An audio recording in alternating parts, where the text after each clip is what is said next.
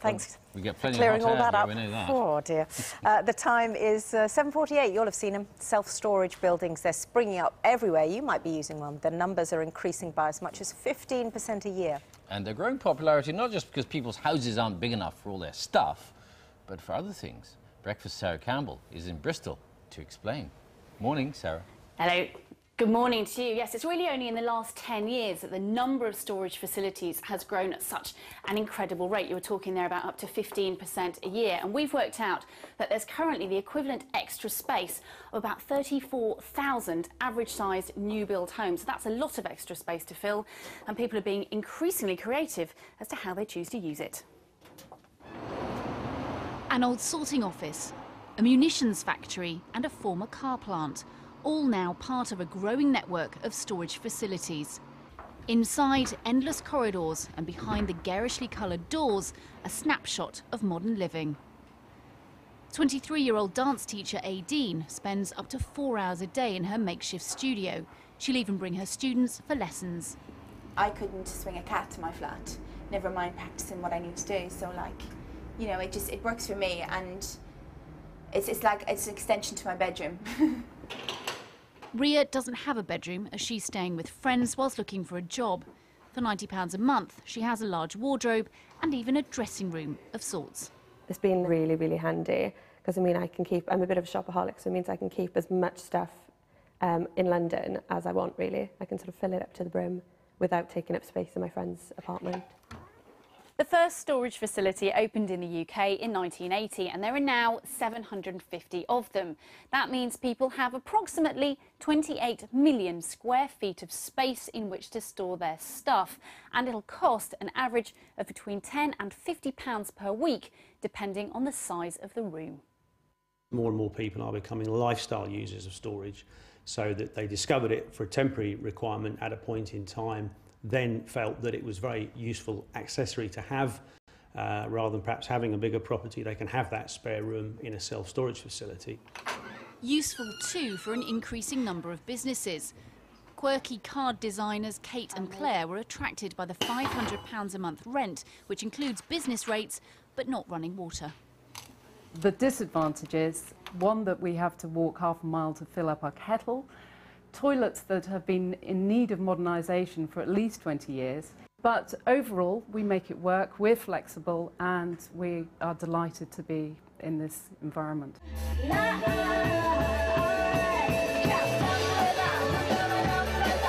It may not be Abbey Road, but at £700 a month, this is a lot cheaper than a recording studio.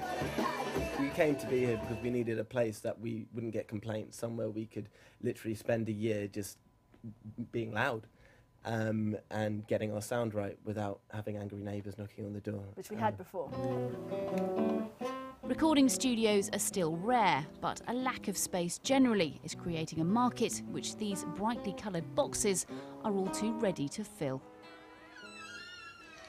Fascinating what goes on behind some of those yellow doors. Most of it, though, is a little bit more mundane, if you don't mind me saying that. This is Jenny Edwards. You're using it for domestic use, and really that's the most common usage. So tell me why you feel you need an extra room. It's just, well, we buy a house with my fiancé. We've moved, we each had a house each, but it was easy to sell one house, put everything in storage while the new purchase goes through. OK, so this is all your treasured belongings, including, I've said this earlier, so you're going to have to tell me, 3 Christmas tree stands and albums. You haven't got a record player? Yes. Any comments? I didn't know I had 3 Christmas tree stands until I packed up. But you still put them in storage, so you're going to keep them. I'm going to, while you're having a little sift through that, let me bring in Jamie Breese, who's a decluttering, safe spacing expert. Come in here. Now tell me, this is pretty typical, is it? Yes, you're a hoarder in the making, Jenny, with the 3 Christmas tree stands, but it's not too bad. I've travelled the breadth of Britain and seen some really bad cases, so I think measure for measure, it's not too bad. Why has there been this huge expanse in the number of these storage facilities? Why do we need this extra space? Yeah, I mean, the first storage facility opened in the UK only in 1980. Why? I think there's lots of sort of sociological things going on. It does tell us a lot. People are working from home, so they want to keep their work stuff and the products they sell in self-storage. We live in small spaces. You know, in England, we've got the smallest rooms in Western Europe. I guess loft conversions no cellars these days. So there's Absolutely. fewer places to just shove everything. Yeah, people are choosing to do up their houses rather than sell up at the moment, and now, of course, they want to put stuff into storage while they make that change to their home and self-improvement.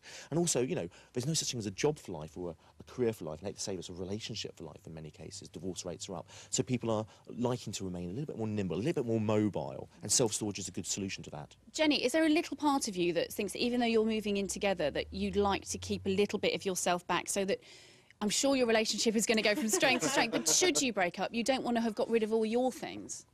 We're going to, when we finish the new house, we're going to try and split things 50-50 so that we've each got some of our own possessions, but happy to get rid of the rest.